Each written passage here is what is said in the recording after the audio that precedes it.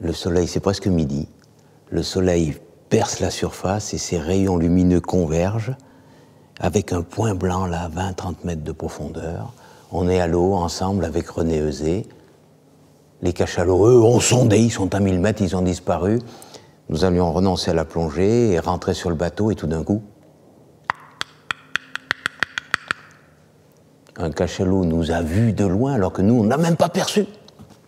Et il arrive, c'est un jeune mâle, il vient de nulle part, il a tout l'océan pour lui et il vient danser pour nous. Et pendant 10 minutes, il est resté là, à satisfaire sa propre curiosité, à venir nous étudier.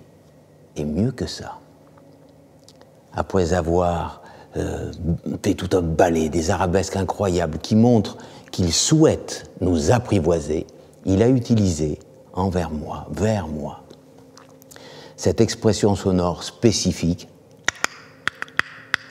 8 clics, qui est associée à une demande de contact physique. Il l'a utilisé 40 fois, c'est exceptionnel. D'habitude, jamais avec les plongeurs, il n'utilise ça. Mais ce jour-là, il a voulu m'apprivoiser. Et ça m'a bouleversé. Pourquoi?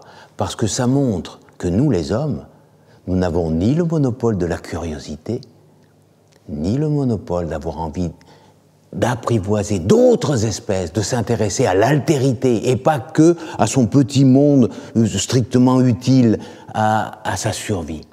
Les êtres vivants qui ne sont des personnes non humaines comme les cachalots, et tous les êtres vivants, s'intéressent aux autres. Ils ont envie d'explorer le monde, ils ne se contentent pas de leur petit monde. Ça, c'est extraordinaire. Et ça nous remet à notre place.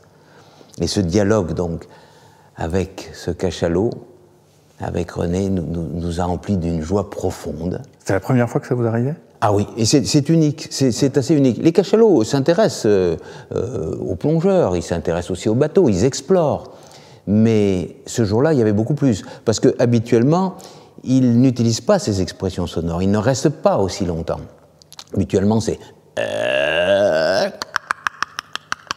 une sorte de questionnement auquel on ne comprend rien, mais qui n'est pas cette expression bien définie que nous avons, après de longues études, associée au comportement de contact physique. Si on entend et que l'autre répond, alors les deux cachalots se joignent et se font un gros câlin.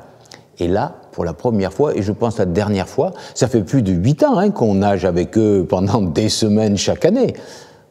Et il a utilisé cette expression-là, exceptionnelle. Un moment de grâce? Un moment de grâce, un moment de paix, un moment de paix, oui, de bien-être, de sérénité, où on se dit qu'on est grâce à lui, en harmonie avec le monde. Et cette harmonie-là, on ne peut pas la garder pour soi. Elle est trop forte, trop grosse. On a envie de la partager. Cette harmonie-là, offerte par la vie sauvage, par Elliot le cachalot, parce qu'il s'appelle comme ça, on a envie, nous ouvre sur les autres. Voilà. Cette paix, elle est communicative. Et c'est ça qui est riche, c'est ça qui est important. Et autre chose, avec un animal sauvage, on ne peut pas tricher. On est nu. Et quand on a pris conscience de ça, et que on s'offre véritablement, tête vide, oreille ouverte, avec bienveillance, avec respect, voilà, bienveillance, respect, eh bien, on découvre un monde à la fois inattendu et infini, qui est celui que je voudrais offrir à mes enfants, de la vraie paix.